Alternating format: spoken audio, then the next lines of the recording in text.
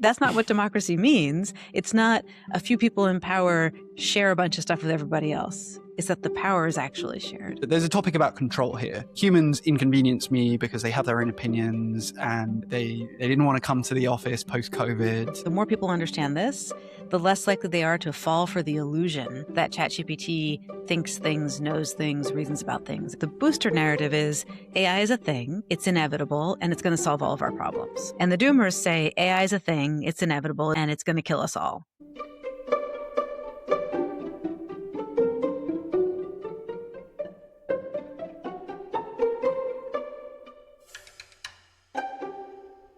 Welcome back to Humans in the Loop. Today, we're going to be stress testing some of the biggest claims made around AI. And I'm excited to be joined by Emily M. Bender, Professor of Computational Linguistics at the University of Washington, the co-author of the AI Con and co-host of the Mystery AI Hype Theater 3000 podcast. Quite a mouthful. Emily, welcome to the show. Thank you so much. Yeah, we did not come up with a short title. It might still be pithy, but it's not short for the podcast. Yeah, you weren't thinking of fellow podcast hosts No. when you came up with that one. Emily, there is so much noise, of course, in this space right now. So I find it more important than ever to understand, whenever we're talking about anyone's perspective, to understand what are their expertise and credentials that they bring to this conversation, and what is their skin in the game when they're discussing this. So maybe let's start with, what does a professor of computational linguistics actually do? Yeah, no, I think that's really appropriate. And I like to actually introduce myself by explaining what linguistics is and what computational linguistics is. So linguistics is the study of how language works and how we work with language. And that encompasses quite a bit. That's sort of the shortest description that I've come up with. Computational linguistics is using computers in the mix, either just as a tool as you are studying how language works and how we work with language, or with the end in mind of building language technology. So that is where I come from. Turns out it's a hugely important field at this point in time, because the stuff that's getting sold as artificial intelligence, there's many different kinds of technology in there, but the one that's driving everyone crazy right now, I think is a fair thing to say, is a kind of language technology. And so understanding how large language models specifically, and then chatbots built on top of them are built, how they work is really important, but then also understanding something about how we react to language that is coming out of one of these machines is also relevant. So that is why I think linguistics is kind of having a moment. Yeah. And I guess the computational part of that title, as you say, there's this new wave of what you say is being sort of sold as AI. How much were large language models and these kinds of things, before they were cool, before like ChatGPT came out, before the world went crazy, like how much were they a part of what you were doing in your kind of computational study around linguistics? Yeah. So computational linguistics as a field has long had a bifurcation between statistical and symbolic approaches. And originally, my research was fully on the symbolic side. So I do something called grammar engineering, which is basically automatic sentence diagramming, writing down the rules of a grammar so that you can go from a surface string to a semantic representation or vice versa. And I'm very interested in looking at that across languages. So that's the kind of work that I was doing. But language models as a kind of technology are super old. One start point that you can pick is the work of Claude Shannon in the 1940s. And language modeling as a technology is a really important component of things like spell check, automatic transcription, machine translation. And so in my teaching, because I teach computational linguistics, I have been teaching about language models for a long time. And they were cool within computational linguistics before OpenAI made ChatGPT everybody's problem. And in the late 2010s, there was a lot of work that was basically using improvements to language modeling technology that were based on so-called neural architectures, but basically representing words not in terms of the letters that make them up, but in terms of what other words they co-occur with, is hugely powerful in terms of improving all kinds of language technologies. So the field of computational linguistics through the second half of the 2010s was kind of all about that. And From about 2019, maybe a bit earlier, there was a lot of people who were arguing that these language models were actually understanding the text. And that's sort of where I entered the conversation because as a linguist, I can tell you they are not. And so I was having that argument sort of field internally. And then it became a little bit bigger with, like, remember Blake Lemoine, the Google engineer who thought that Lambda had somehow become sentient. So it became this sort of like broader news story, but Hmm. just still sort of a special interest thing. And then with the release of ChatGPT, it was everywhere. And let me tell you, so ChatGPT comes out November 30th, 2022.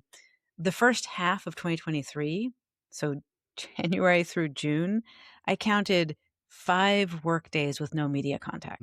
I imagine that wasn't the case beforehand. No, I mean, I've been talking to the media, but nothing like that. Where in this timeline you co-authored the paper that coined this term stochastic parrots, that Mhm, mhm, hit the headline, shall we say, at least in part because I think one of your co-authors there ended up being fired by Google, and mhm, mhm. there was sort of fallout of that. So I guess how did you end up being a co-author of that stochastic Yeah, parrots paper? yeah. So that paper was written in September, October of 2020. And what happened was Dr. Timnit Gebru, who was the erstwhile Google researcher who you mentioned there, had contacted me via direct message on Twitter asking if I knew of any papers sort of just summarizing the problems with trying to make language models bigger and bigger and bigger. And the reason she was asking is that at that point, OpenAI had released GPT-3 and it was the biggest one. And the people around her at Google were like, why don't we have the biggest one? Let's make it bigger. And she was a research scientist at Google and co-lead of their ethical AI team. So it was literally her job to like research what could go wrong and write papers about it.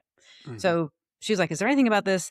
And I said, no, I don't know of any such thing. And then I said, but a paper, ought to cover and listed off about 6 things. And the next day I said, hey, this looks like a paper outline. Do you want to write the paper? And, uh, everybody's busy, but she said, well, let's see. And she looped in 4 other co authors at Google, and I brought in a PhD student. And we put together this paper, which is a survey paper. That means that we weren't doing additional empirical work. We were basically gathering stuff from the literature that the 7 of us had collectively already read and submitted it to a conference called FACT in early October. So this is in terms of, you know, the AI craziness that's happening, this is really early, right? Hmm. We're writing this in late 2020. It was eventually published at the conference in 2021, but of course, everyone became aware of it in December of 2020 when Google fired Dr. Gebru over the paper, and then later also Dr. Margaret Mitchell, who was one of the co-authors, and Dr. Gebru's co-lead of the ethical AI team. A few months later, was also fired. I'm sure some people listening are like familiar with the term stochastic parrots, which has become known, and potentially that paper as well. But for those who don't, what is it that paper was really saying about large language models, and specifically the term stochastic parrot, which seems to have sort of stuck around? Yeah. What is it you meant when you use Yeah. that So the term? first thing I want to say is that the paper was not mostly about using language models to create synthetic text, which is what Stochastic Parrots was an attempt to make vivid. We were talking about the environmental impacts, focused on energy and carbon impact. We weren't tuned into the water issues, but sort of environmental impacts. We were talking about the way that these systems will encode biases. And then if you embed them in some larger systems, you're basically reproducing biases. Um, and we were talking about impacts on the research field. So if everybody's placing all of their eggs in this one basket, and it is furthermore a basket that is very expensive to go play in, and you can't get published if you're doing something else, then we're sort of cutting people out. Um, Also talking in detail about how the data curation practices end up sort of necessarily terrible once you're at a certain scale, because it's just not possible to do good data set curation and documentation. So that's really the bulk of the paper. And then we had this section because OpenAI was using GPT-3 to synthesize text, but nobody else was really excited about it. We thought about that a little bit, and there's some real clear problems there, right, that Mm. have unfortunately only been borne out. So the idea with the phrase stochastic parrot was to make vivid what's happening if you use a language model to create synthetic text. Because what comes out as these models got quite big, and GPT-3 was on the cusp of this, looks really plausible. It looks fluent, it looks coherent. And because of how we interpret language, we are primed to fall for that. It looks like some thinking entity had a thought and figured out how to express it.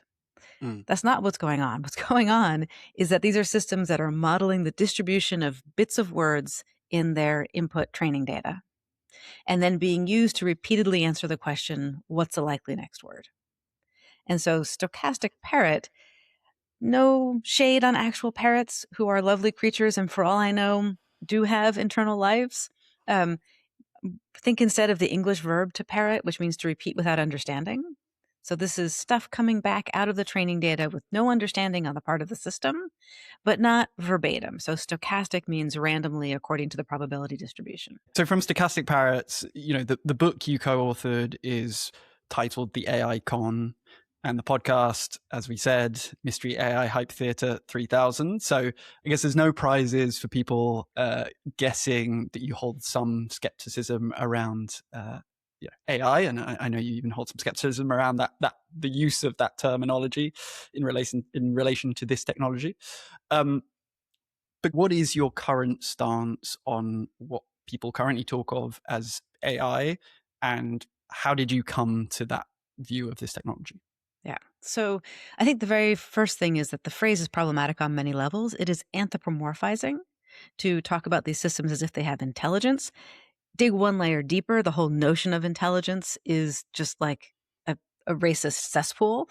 Like we don't need to go there. The idea that you can line people up according to one particular property, and that property is sort of this key idea of general intelligence, comes to us straight from eugenics and race science. And anytime someone goes in and tries to define AGI. So there was a paper out of Microsoft, not a paper, it was a preprint, it was never published, called Sparks of AGI. And their attempt at defining it, if you went through, was based on a Wall Street Journal op-ed written by some horrible race science psychologist, sort of claiming that this is the mainstream view of intelligence and psychology. There was another recent thing that was, I think, a collaboration across a bunch of sites that didn't even really hold a paper shape, but it was presented as if it were a paper. Again, trying to define AGI. And again, if you click through, like you quickly find that what they're leaning on is other people doing race science. So intelligence is problematic, even if it weren't. Artificial intelligence is anthropomorphizing. And even if all that weren't problems, it's also lumping together disparate technologies. There's not one thing out there that is, getting ever better at writing sonnets about getting a peanut butter and jelly sandwich out of a VCR, and predicting the structure of folded proteins, and picking out the faces in the picture so that your camera can focus on that, and on and on and on. These are separate technologies. So I think it's really important to disaggregate and get specific about what we're automating. So that was just sort of the first part about the phrase. Mm-hmm. My question to you is, when you're asking me about my stance on these technologies, which ones do you have in mind? Yeah, that's a great question. If we focus on the most visible, commonly used examples here, we focus on the chat GPT type of example. If we focus on some of the more common, AI agents as they're being called, I appreciate there's nuance here, and as you say, maybe different stances according to like different technologies. But yeah, maybe let's start there and see where we get to. Yeah. So let's start with ChatGPT and chatbots and large language models. Mm-hmm. There's a very important thing to know about how we interpret language, which my hope is, and this is why I'm explaining this over and over again, is that the more people understand this, the less likely they are to fall for the illusion that ChatGPT thinks things, knows things, reasons about things, etc. So you might think that when you are listening and understanding something that somebody said, what happened is they had an idea, they packed it into words, they sent the words across to you somehow, and you just unpacked the idea from the words.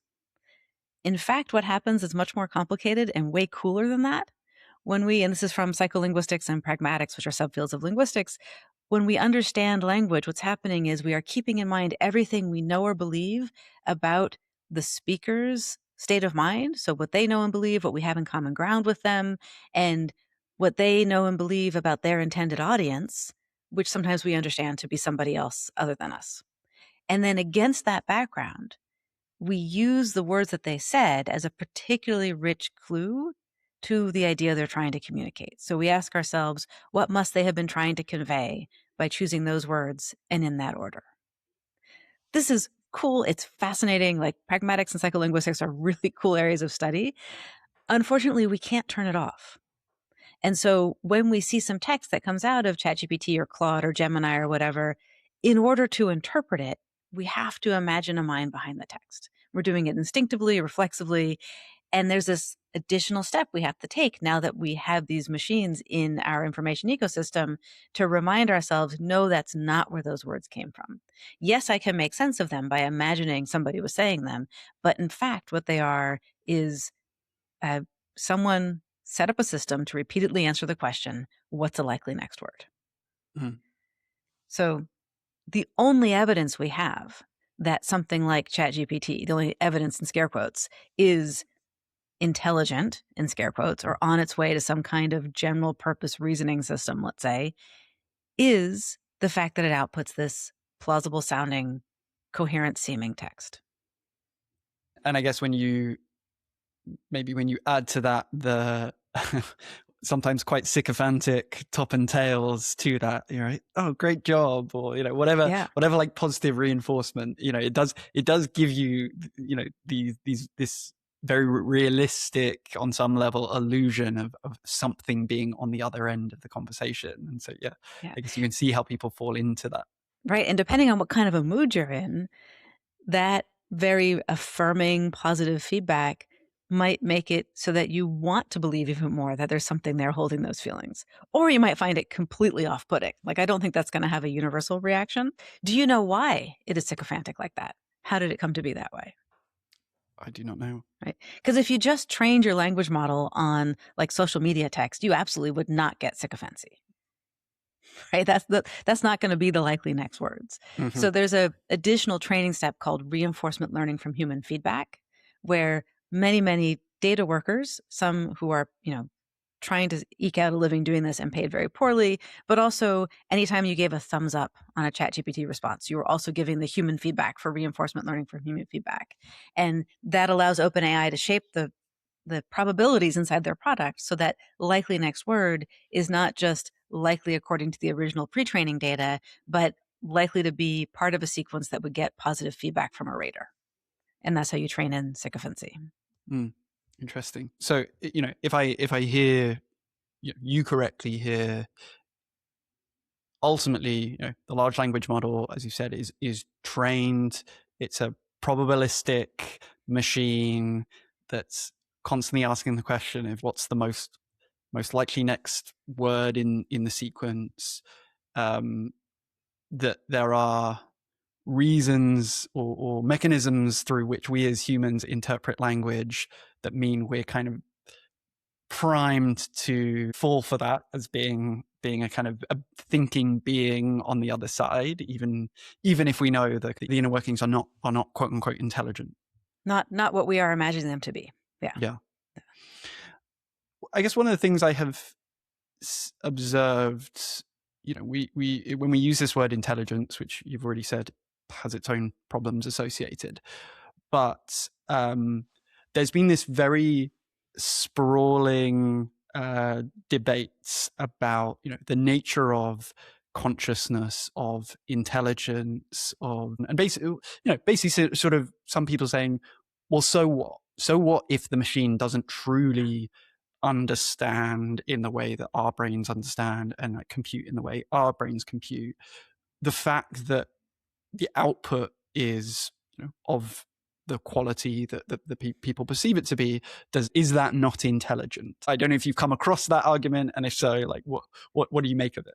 Yeah, I mean, I think I've seen forms of that. And I think there's sort of two things going on there. Is like, why do you feel a need to establish this thing as intelligent? Like, what's the purpose of that? What follows from that? But then also, how do you know it's actually any good?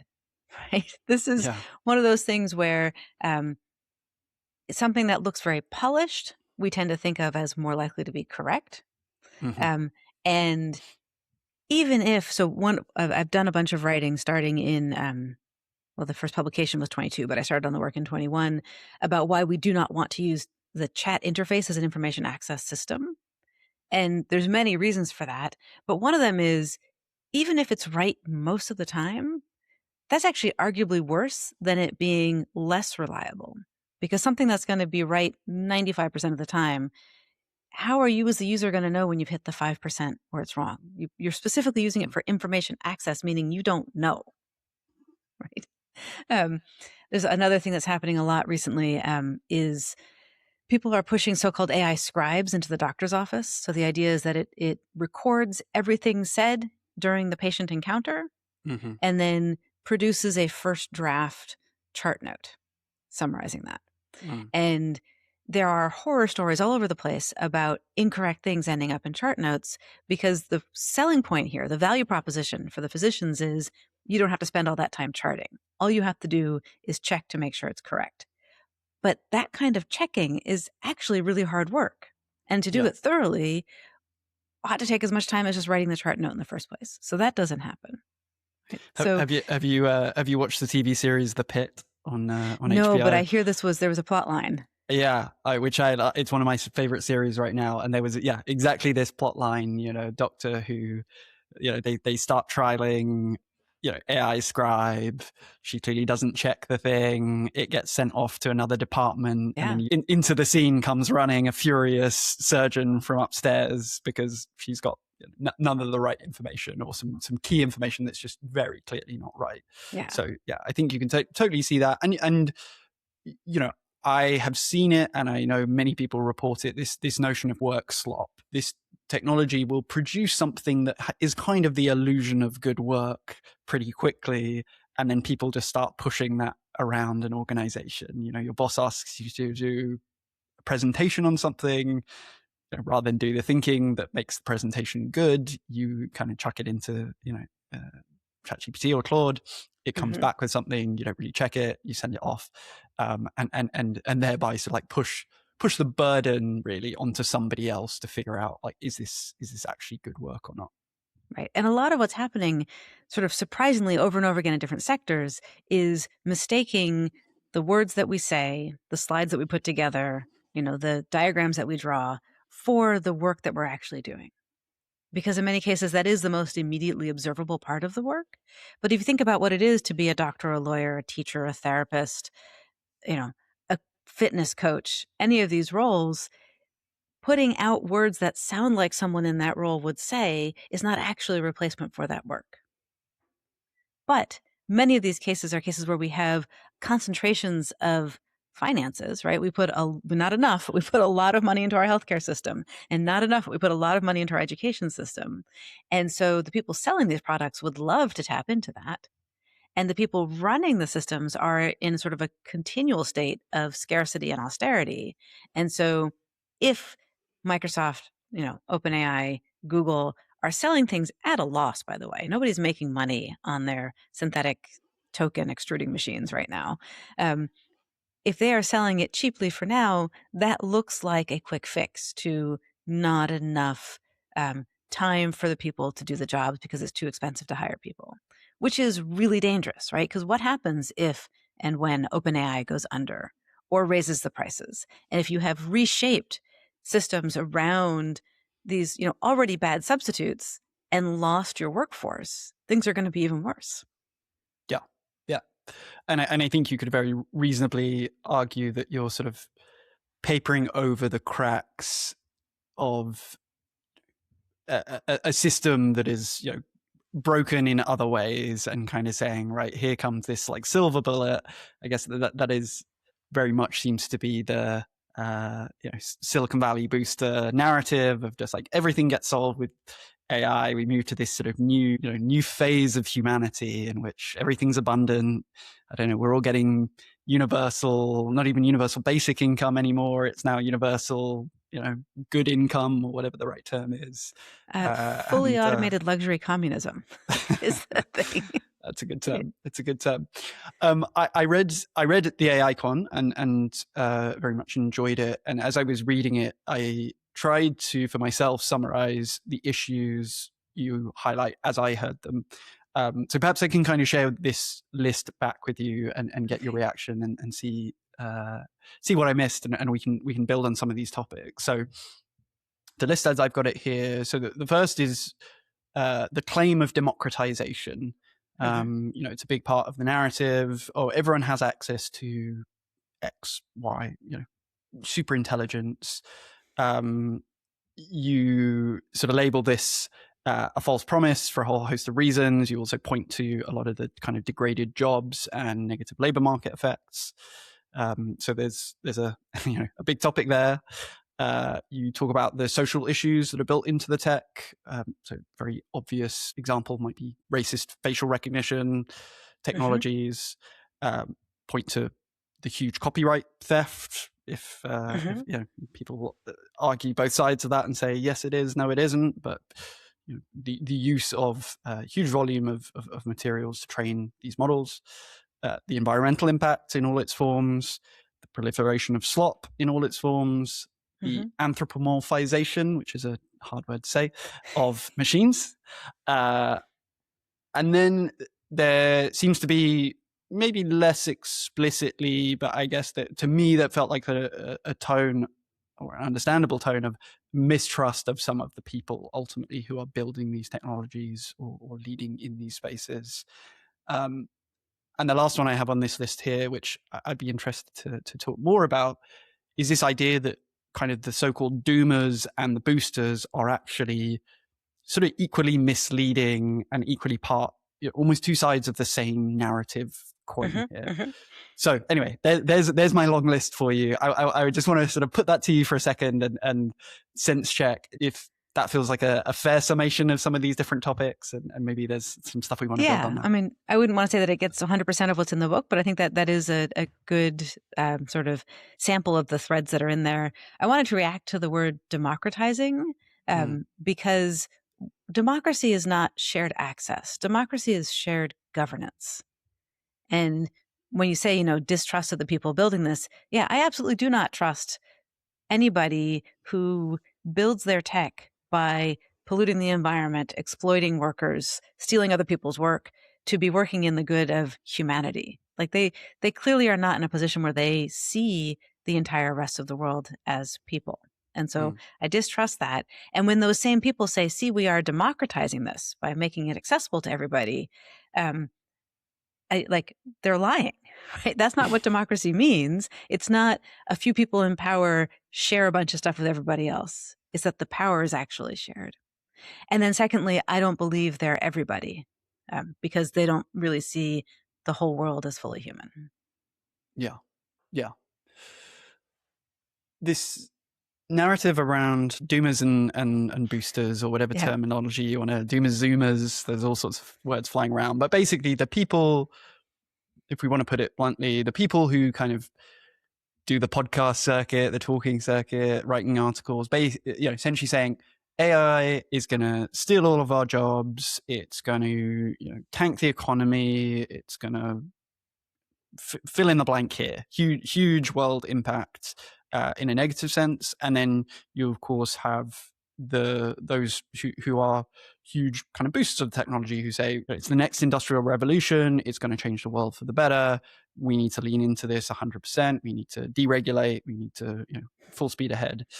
And I found it an interesting perspective that to see these as almost two sides of the same coin. So I'd be interested to just get your take on that.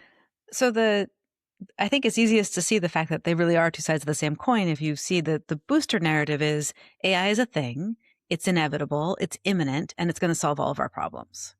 And the doomers say AI is a thing, it's inevitable, it's imminent, and it's going to kill us all or otherwise destroy everything. That's the same story with just a choose your own adventure twist at the end. And it's all predicated on the idea that if we just make the models big enough, then the racist piles of linear algebra are going to combust into consciousness and have their own desires and be able to self-improve.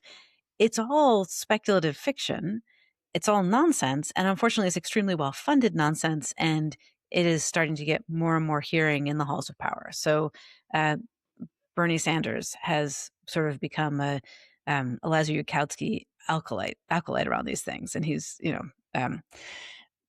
talking about how it's possibly going to. He hosted this thing with Max Tegmark and I forget the other folks on there, but basically exploring the doomer narrative and saying Sanders is up there saying, why don't we have more attention being paid to this in Congress? It's like, because it's nonsense, right? Like, there are real harms. We do need regulation. We do need to apply existing regulation, but we don't need to be spending time worrying about this, apocalyptic scenario. Um, there's plenty of damage being done, but that damage isn't being done by AI. It's being done by people who are making horrible choices, either very unsafe choices or, very much stock price driven choices. Laying off people looks good for the stock price. Saying that you're doing it because of AI looks doubly good for the stock price. So do that. One of the things here, almost to I suppose lay my own cards on the table here for a minute, but perhaps like many people, I have these real swings in my opinion, truthfully, on the topic, in the sense that, I am of the tech industry in terms of my career, and newsflash, people in tech lie all of the time, and, we have very public examples of this. I mean, Elon Musk has been promising that Tesla is going to be fully self-driving for years. You could draw out a timeline of like, oh, it's 6 months away. Oh, it's a year away. Oh, it's going to happen, like, and yet every time he says it, it seems to be sort of swallowed hook, line, and sinker with people who are blind to the fact that he said it 100 times before on different timescales. And, it's always just, the next year, the next time frame. So, I am fully bought into the belief, and I have many experiences of my own firsthand where tech companies, the system, incentivizes a level of, if you want to put it charitably, sort of bravado and bluster and fake it till you make it. If you want to be less charitable about it, outright lying and malign tactics. And at the same time, the actual capabilities as I sort of see them and interact with them do shift, and it makes me kind of try and reconsider. Okay, what do I think? And the difficult thing for me, and as I'm sure is true of lots of other people, is sort of separating what is it I want to be true versus what is it I actually see in front of me and believe to be true about this thing. And so I guess my question in all of it is has your opinion, I suppose, shifted at all over the time frame that you have been actively writing, talking about podcasting in this space? Like, has anything come along that's made you rethink any of the skeptic view that you hold about the No. either the Zoomer or the Doomer scenarios? No, definitely not. There's been more and more hot air, more and more noise.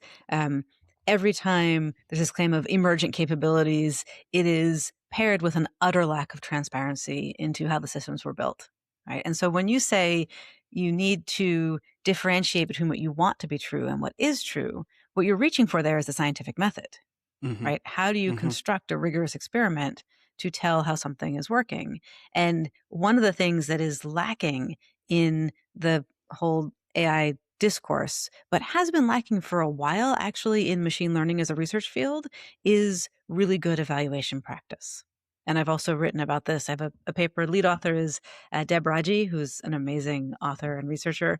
And the title is AI and the Everything in the Whole Wide World Benchmark. And this is from 2021. And it's based on, the title alludes to a children's book based on Sesame Street from the 1970s called Grover and the Everything in the Whole Wide World Museum. And in the book, Grover goes into this museum advertised as the Everything in the Whole Wide World Museum, and he sees, a room full of things that are soft and fuzzy, and a room full of things that are very light, and a room full of things that are very heavy, and on and on and on, different categories.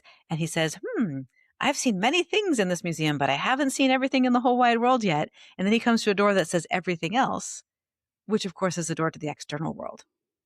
Because there is no way to represent everything within a museum or within a benchmark, which is what's used for evaluation. And what went off the rails in AI research is these claims of generality basically required people to say, I'm making a benchmark to test how general this is, but you can't. And so the solution here is to get very specific about what we're automating, why we're automating it, and what kind of test would show us that it is sufficiently precise and accurate at that task that we could rely on it in that context. So Mm. stepping away from this like it's general purpose thing, which is a fantasy and is untestable and will never be reliable, to yeah, like I appreciate weather models that use statistical modeling to come up with likelihoods of where that storm is going to hit.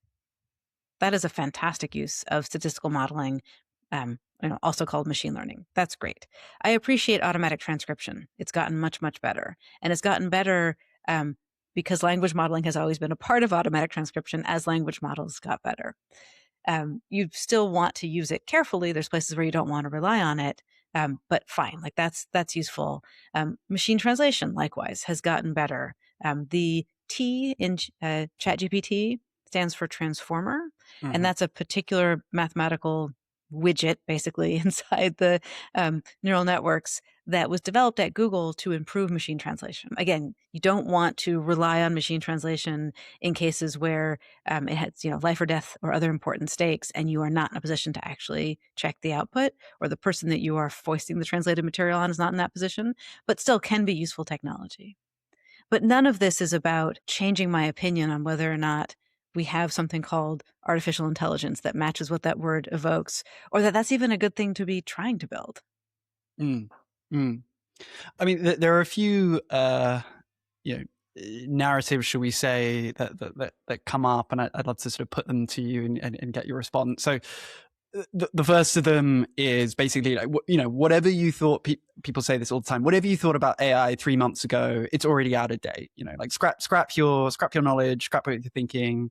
If you're basing it off, 3 months ago, you're out of date. You need to kind of get with the times. Um, is this an argument you've heard and Oh one you yeah, find and convincing? about my own writing. Like one of the things people say, well, Stochastic Parrots was a fair characterization, and then they'll pick some time in the past. Sometimes it's when the paper was actually published. Sometimes it was even last year. But now and then insert new hype technology. Clearly, it's out of date. And it's like, Mm, no, Stochastic Parrots is a description of how language models work. mhm, People are making the language models bigger. They are also bolting other things on. So, what's a likely next word is a terrible way to do arithmetic. Right. And early on, it was very easy to show how embarrassingly bad ChatGPT was at that.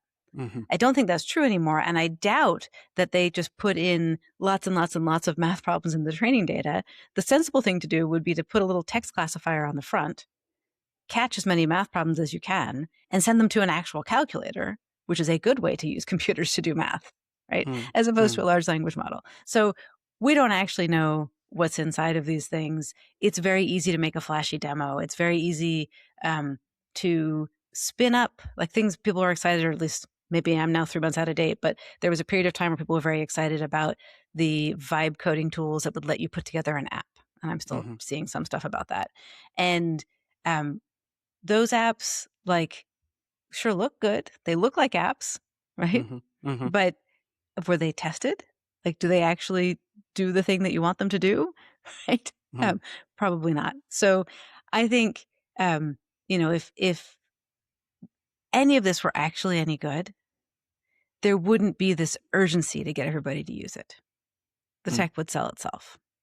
mm, mm. Yeah, I can certainly see that. I mean, for me, the one visible example, kind of counter example, which does feel like, in my world at least, uh, sold itself and is selling itself very convincingly, is kind of Claude code, primarily in co-work to some extent, but code, which has come along and, depending on who you speak to, is at least doing a very, very good job at do a very good impression, shall we say, of a convincing software engineer. And so that's the one that I guess has come along. And yeah, in my world, as I say, Right. I've seen like uptake of that shift dramatically. I've seen, organizations that might previously have been sort of skeptical. Are we going to get any use out of this? Being like, oh no, we need to change the way we operate in response to this particular technology. That doesn't make the technology intelligent. It doesn't make it sort of AI, but it does seem to be the one notable example in my world where it's sort of, oh yeah, like people seem to be getting a lot of value out of this very quickly. Yeah. So I have many, many hesitations there. And the first is you said good impression of a software engineer. Mm. You've said that your background includes software engineering. Is a Not, software not, engineer? yeah. I worked in products. I worked very closely alongside software engineers. Okay. I'm not a software engineer by All right. training. Is a software engineer only tasked with producing code? No, I would say not. I mean, it depends on what organization you go into. Truthfully, like there are some where that kind of is the job description. That they're not typically the best. Those who are really good have a Right. broader remit than that. But my point is basically there's a whole bunch of software engineering around conceptualizing the project, Yeah, conceptualizing the algorithm, figuring out how it fits in, doing documentation, making something that is maintainable over time. And, we started this conversation talking about work slop. And I hear over and over again stories of people who like get sent a change for code review, and it clearly just came out of one of these synthetic systems. And then they write back and say, I'm not going to review this code if the person who wrote it in quotes, person who's submitting it didn't review it. Like you do your own job. yeah. And then you'll sometimes get a second go around where that person then had one of the agents review it. And it's like, if you don't actually have the people in the organization really working with the code at sort of the most fine-grained level, you are just setting yourself up for technical debt disasters down the line. Mm-hmm. Right? If the people didn't write it, then the people don't understand it, and you're just going to have this mess of code that maybe functions now, but something changes, you have to go in and debug. Like it's going to get messy. Is one thing. A second thing is um, people will say, okay, well, senior engineers can use this because they're in a position to check the Yeah, stuff that came out. yeah. And I agree, right? The more expertise you have, the better positioned you are to check output. And programming is one of the cases where you can fairly easily create systematic tests in a way that we don't have in many other use cases. I mean, first, does it compile? Right. That is cheap and easy to do. And you can, and this I think is also part of how these systems are getting better because they can use that as a training signal. Does this compile? Is something that can be run automatically. But where do you suppose senior experienced software engineers come from? Yeah, yeah, exactly. So we are, to the extent that we need software engineering as a job, and I think we do, software is important across many, many sectors. If we are cutting off the pathways to becoming software engineers, we are setting ourselves up for a workforce problem down the line, Yeah. right? And then on top of that, this stuff is expensive, right? Yes. So, I think that stuff is actually, and it's a very important point. Like I see there's this narrative at the moment of like it basically lay people off and essentially spend as much, often much more on API budgets basically to Mhm, send mhm. data to these large language models. And so yeah, there's now this kind of strange illusion of, oh, we're cutting costs, or but people are basically just reallocating. I used to pay some person to do this, and now I'm spending, in some cases, as I say, as much, if not way more, on paying OpenAI or Anthropic for the right to use their technology. Right. And what happens when OpenAI and Anthropic raise their prices? Because Yeah, they can't burn cash forever, yeah, right? Surprised at how long they've managed to burn cash, but like that has to end at some point. So, not saying that there's no place for automation in software development. If you think about things like version control, that's a really important kind of automation. yeah, Um, think about things like compilers, right? Like running your unit tests, all of that. There's lots and lots of really important automation. But I do think that it's worth looking at the step between my IDE has code completion that reminds me of how I spelled the different variables to um, I'm starting to type something that's pretty boilerplate and I'm getting the suggested completion and I'm in a position to check that that's what I was about to type, to I'm writing in the documentation and it's going to generate the code for me. Like the further away you get from actually touching each piece of it, I think the bigger of a maintenance nightmare you're creating. Yes, yeah, definitely. And to your point, I mean, well, in my view, people seem to massively they look at software engineering and they extrapolate from there into this narrative of, you know, AI takes all jobs. Even in software engineering, where there are large parts of the job that are quite sort of codified in a way that is just not true, I would say, of most people's jobs. Like, it doesn't have this sort of set, distinct language that only, you know, a certain Mm, subset of people know. And it's even under those conditions, software engineering jobs are not disappearing anytime soon. Certain types, more junior jobs sometimes, and you pointed to the problems there. But in a lot of cases, it just shifts. It does just abstract the same people to kind of the next level up. You know, they are maybe spending less time literally tapping the keys to write the particular code, but they're spending more time on thinking about system design, more time reviewing sort of higher level decisions. Whether or not that's a good thing, you know, yeah. there are pros and cons. Yeah. And I do think that we're going to see more and more people getting hired to fix this kind of code. Yeah. That this is, you know, to the extent that the code was necessary and then it stopped working because it was built in a way where nobody really understood it, you're going to have, I think, a group of people who are specialists in fixing that. Just like there was a group of people in the late 90s who had come up as COBOL programmers who were in, you know, massive demand ahead of Y2K. Yeah. Right? um, yeah.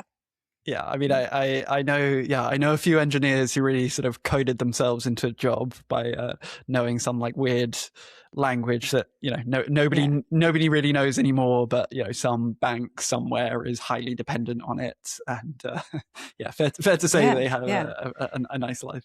And this actually, I think, is a really nice case in point about how when we put automation into critical systems, then we end up needing to put a lot of work into maintaining that automation. That can get harder and harder over time. And so when, you know, you said like it's going to take all the jobs generalizing from software engineering, part of the narrative is coming out of these AI labs.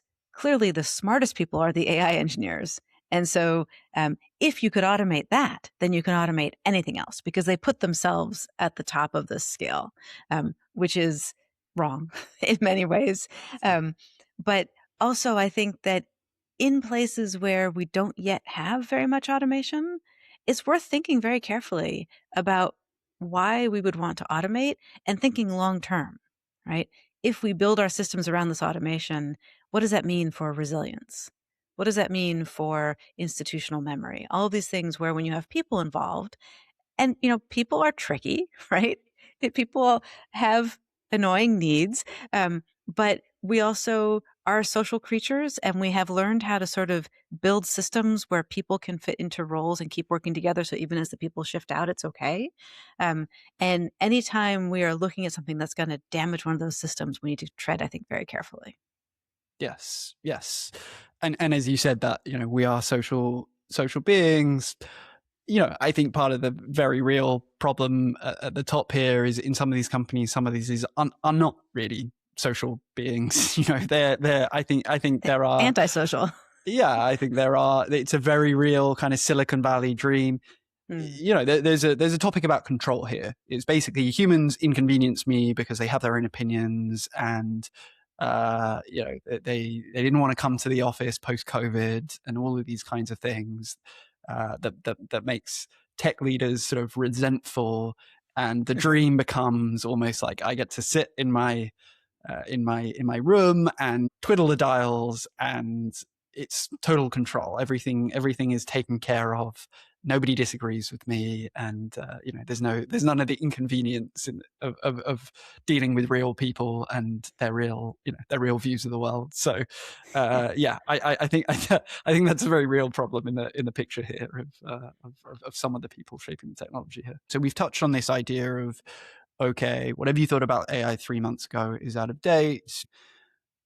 I guess what I'm hearing is, well, it's still fundamentally, architecturally, it's still kind of the same technology. It might be a slightly better version of that same technology. It might have been trained a bit better. It might have new innovations that make it feel more intelligent, quote unquote.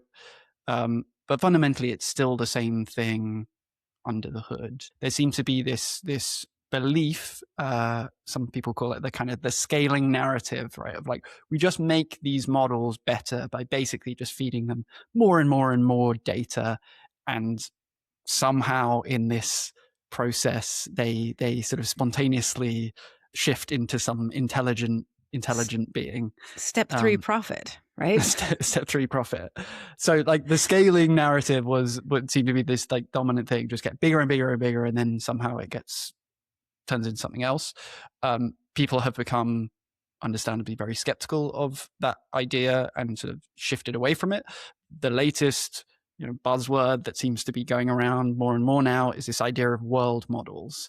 This idea that like, oh, okay, well, fine, if we just have these systems that are just predicting the next word, then of course they're not going to be intelligent. What we need is some higher level model that kind of maps out, I don't know, glimpses into the matrix and sees how everything is connected and sort of maps things out in that way. So yeah, I'm curious how much world models have crossed your desk as a topic, and if so, any thoughts on that? Yeah. So first on the scaling thing, what the scaling narrative gets us is normalization of mass surveillance and ever bigger data centers, which with ever bigger environmental impacts.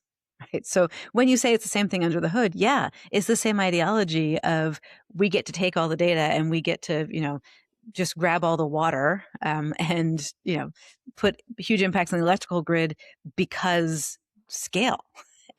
And so just wanted to say that in terms of world models, people like to argue that the large language models, so things that are trained on massive amounts of text, because the text is about the world, therefore the models of which words go next to which other words is a kind of a world model.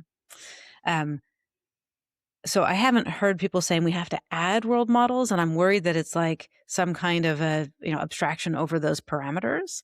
I think if you were building, again, specific focused automation, in many cases you would build an ontology, which is a world model. What are the things that exist in the domain that we're working in here? How do they relate to each other? And then you can ground a bunch of stuff. So if you think about the voice assistants, so Google Home, Siri, Alexa, at least the earlier iterations of those did have ontologies underneath. And so you could, ask it for a specific kind of information and it would go into the ontology and then use that to map out.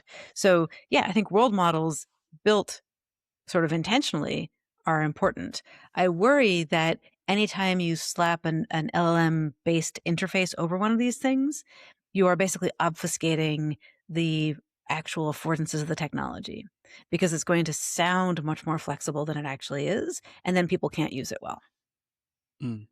Yeah, interesting. Another narrative, this one plays out in the news. I don't know if it necessarily plays out in the sense that it comes across people's desk, but yeah, China seems to be a big part of the kind of geopolitical narrative, as we can call it, which is basically arms race. If you believe that AI exists and if you believe it becomes this sort of all sing, all dancing AGI, if we don't build it, China will. And if China does, then, an end of world scenario.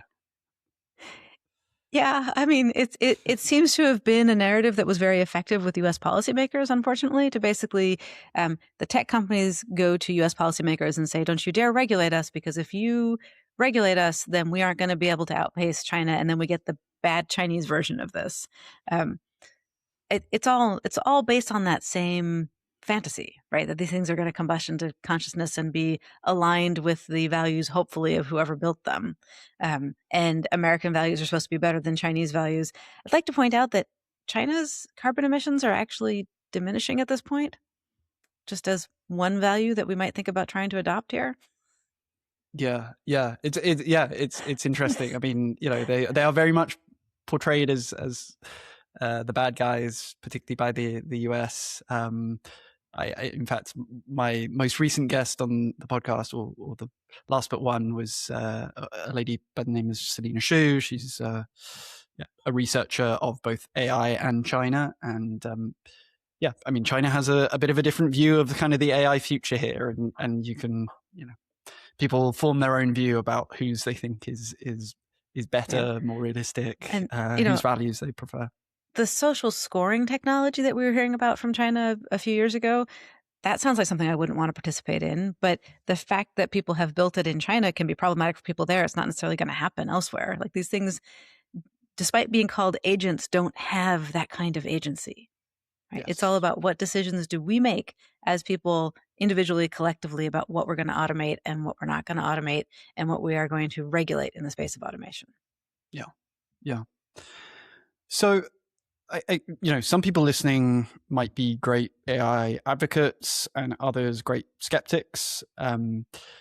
Either way, there may be people out listening who think that essentially the genie is just out of the bottle now and you can't put it back in. So, what do you make of that particular argument?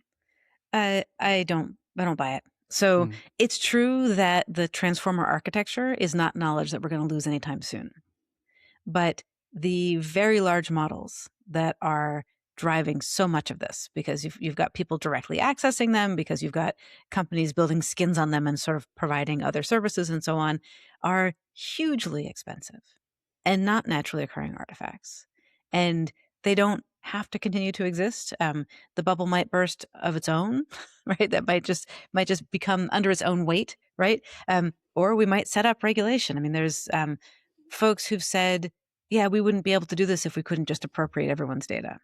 Well, if we stood up and said, you can't appropriate everyone's data, you have to destroy models that are built that way, they're gone, right? Mm. Mm. And I guess what's your view of the alternative future here? Is it that this technology actually, would you rather it just didn't exist, that it disappeared, or do you think it should exist but with clearer parameters around what it can be used for? Like what's your view of So I see no beneficial use cases for synthetic text. It is endangering information ecosystem. Basically, the killer app is fraud.